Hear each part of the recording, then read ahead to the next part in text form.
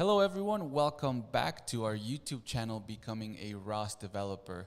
My name is Rodrigo, and today we have one of our students, Dura, who has completed the course ROS 2 Basics in 5 days. And at the end of this online course we offer, there is a project you can complete and then implement it on a real robot and present it.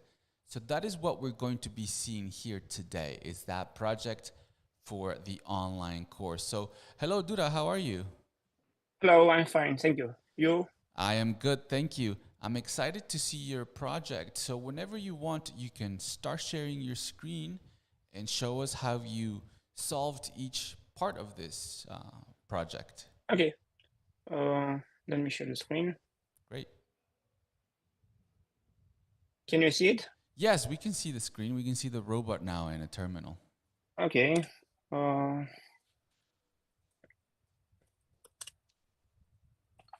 First, I will show you how it's working. Yes. I hope it's. First, I should position the robot correctly. Oh.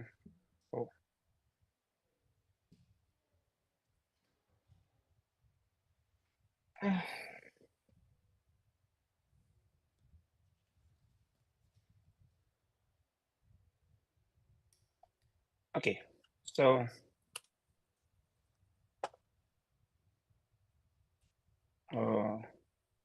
Wait. Yeah, maybe something stayed hanging. Yeah. I don't know what, because I've tried everything about 1 hour, 2 hours ago, and it was working fine. So. Huh. Can you just close this terminal? Maybe it's the terminal. So just close it and Okay. run it somewhere else. Okay, let me build it again to be sure that it's.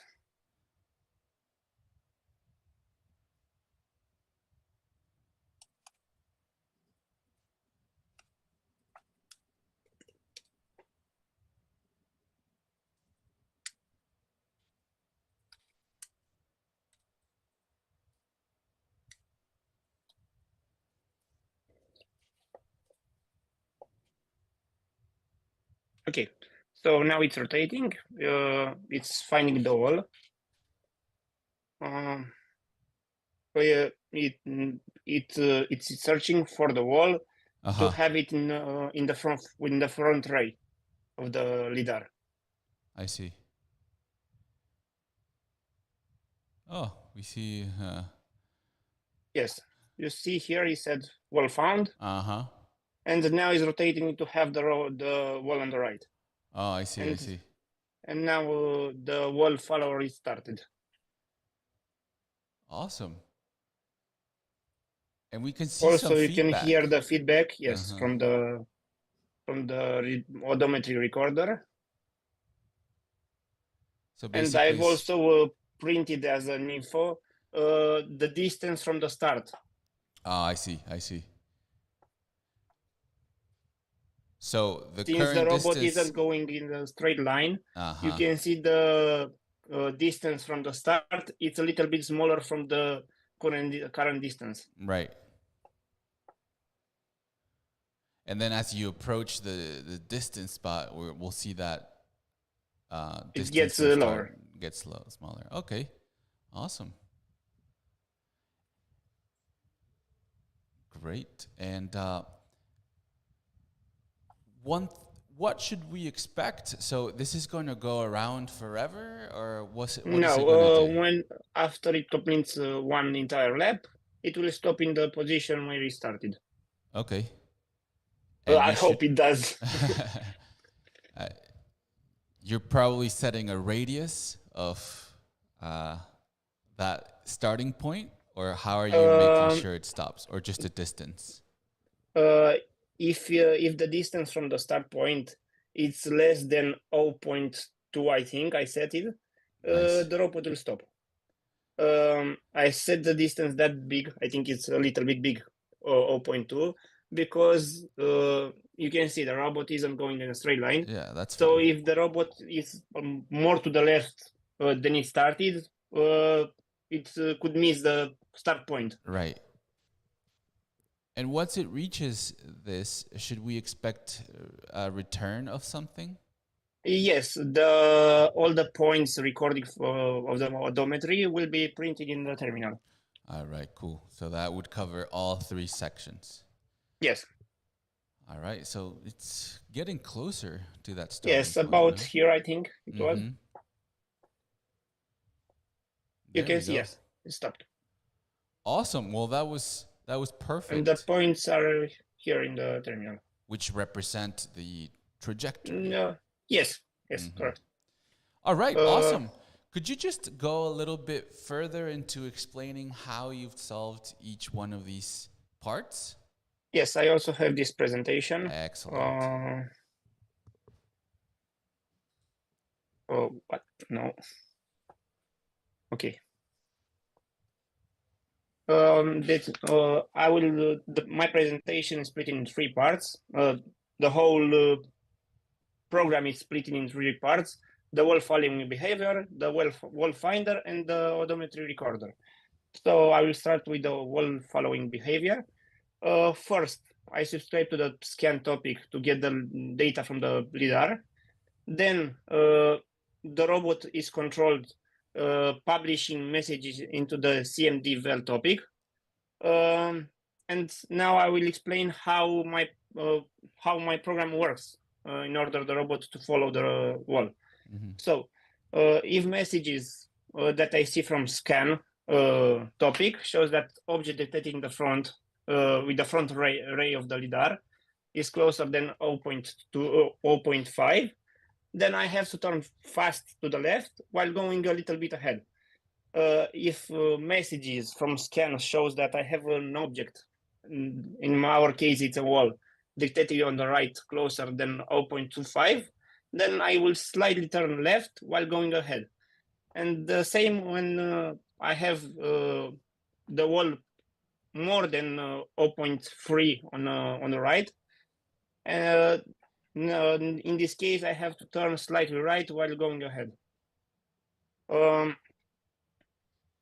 One problem that I had when I started the project was that in the simulation, the LiDAR has the LiDAR ray indexes were indexed in a specific order, but in the simulation in another orders. For example, in the simulation, the front ray had index 0, but in the simulation, the index was in the real world, the front ray had the index 360, I think. Right, correct. Okay, now with the wall finder behavior, the same, I'm subscribing to the topic to get the data from the LiDAR. The robot is controlled in the same way, publishing messages into the CMD val topic. I create a service find wall.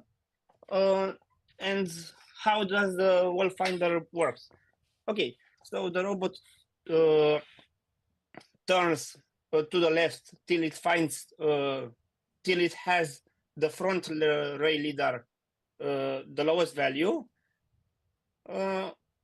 Next, the robot will move closer to the wall till 0.3 centimeters, and then the robot will turn when the right ray will have the shortest distance. Okay, and the odometry recorder. Here we subscribe to the odom topic to get the odometry data. At every point, I calculate the distance from the start point till the position of the robot in that moment. And in order to see when one lap was completed, I check every time if the start point, if the distance between the start point and the current position is lower than 0.2. And every 1 second, the distance between the past and the present points of the robot is calculated and appended to a list that is printed after one entire lap. This is the trajectory that robot had on this lap. And for feedback, the distance is added to current distance and printed as a feedback. Okay. That's it. That's it. All right. Okay. Well, thank you, Dura. Let me give you a little applause here. Very nice, Thank very you. straightforward, and I'm glad to see it worked at the beginning. Yes. What I meant, what you saw that you launched it, it wasn't moving. Maybe something got misconfigured, a source or something in that terminal. So that's why I mentioned, oh, maybe close that terminal and Yes. start it back up. Also, there's a connection. Once you connect to the robot, sometimes if you have... Yesterday I had this problem. I've connected to the robot, but it didn't work at all. So I gave up on it, and I've tried 2-3 hours later. When I've entered again, One thing I recommend the always is before you say, all right, this is not working, and you can move the robot, for example, with the joystick. No, I couldn't move the robot even with the joystick. It was completely frozen. Oh, all right. Well, that would be another issue. But all right. Yes. So really, really clear. Let me go a couple of questions here that I wrote down. Sure. So, you said you used the feedback as the distance traveled, right? Yes. And then at the same time, well, this isn't the feedback, but you said you are checking the distance from the starting point at every time in order to stop it, right? Yes. Is this done in the action server? Yes. All right. So basically, my question is, in this scenario, would you change the feedback to that value? And if so, why? I know it's a requirement to use the to have the current distance traveled as the feedback, but my question is, would you change that for the to have the distance from the starting point as the feedback? And if so, why? I think it would be better because we could use it in the main programming, the wallflower.py, I think it was called. So there we can use the feedback, and if we see that it reached that point, it means that it completed the lap, and the entire program will stop. Precisely. I think yes. That's exactly what I wanted to mention, because okay. There are two ways basically of, and this based on our requirements. I'm not saying this is something you did wrong, but the feedback isn't really being used here, right? Because Yes. you're just doing, well, you can use it, of course. You can use this trajectory to do many things. Maybe instead of calculating the distance from the starting point to the actual robot, I could use the feedback, but I had to see how much distance one entire lap means. Right. I think it's something 5.2 or 5.4. Right. But I think it's more precise with calculating the distance between these 2 points. I agree that it's better because, you know, it's a one less hard-coded value into your program. But I just wanted to mention that in case in the future you say, all right, so a better thing than the project that I was giving would be to add the feedback, change the feedback, so then I can use that feedback to change the behavior of the robot. So yes, awesome. And then my other question basically is, you talked about the conditions of the robot either going right or left while it's following the wall. And you mentioned that one of them is to look at the right side of the robot. Yes. And then turn depending on that value. My question is, let's say what if there is a very close obstacle, uh, let's say, but not quite at the right side of the robot? Let's say it was like, or maybe the robot is approaching it at the wall at an angle, so there's an actual closer value than the right side of the robot.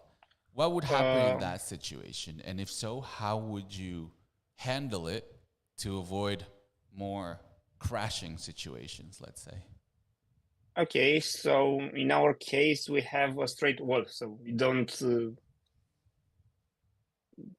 have an imminent crash, let's say, situation.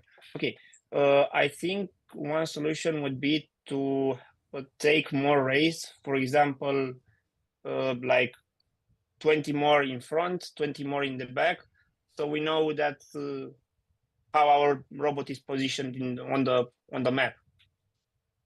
Precisely. Yes, that's what I was going for, because I don't know if you're taking just one ray or. I'm taking just one ray. All right. Okay. And so I'm surprised actually that it worked so well, because a lot of the times, if there's too much light or something happens, that one value can turn into an infinite.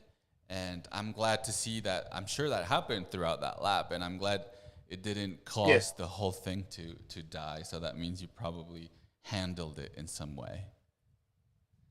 And let me see what else I wrote.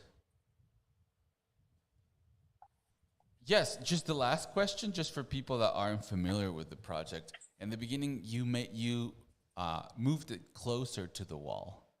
You said, "Oh, let me put it in the starting position." Why do you need that? Because how it works, the wall finder, is that it approaches the robot will approach to the closest object. It doesn't know if it's a wall or if it's the traffic sign here. Mm-hmm, mm-hmm. So at the start, my robot was a little bit closer. I thought to the traffic sign, so I moved it a little bit closer to the wall. Right. So it would have gone towards the obstacle, and then kind of align with the obstacle, and then it would be yes. So that's very important. Of course, you can. This isn't part of the project, but you can move forward to try and catch this scenario. But yes, that is the reason why you need to put it in there. All right. Yeah, I don't have any more questions, Dura, but it's a really nice project. Again, really straightforward, and thank you. You showed a lot of understanding, and basically proves that you worked on this and then tested in both the simulation and the real robot. So I just want to congratulate you again one more time. Thank you very much. All right, you're welcome. Let me just switch back here to my screen, and yes, that's it, guys. So this is what you can do here. Once you complete our course, ROS2 Basics in 5 days, this is for Python and for C++. We also have projects for ROS2 navigation, for example. So I invite everyone else to do what Duran did here and do your course, and then come here and prove what you've learned on a presentation like this. And this way we can award you with a certificate like we're going to do here. So that's it for us. Thank you, everyone, for watching, and we hope to see you again for the next presentation, guys. All right, everyone. Hope you have a good day. Bye-bye.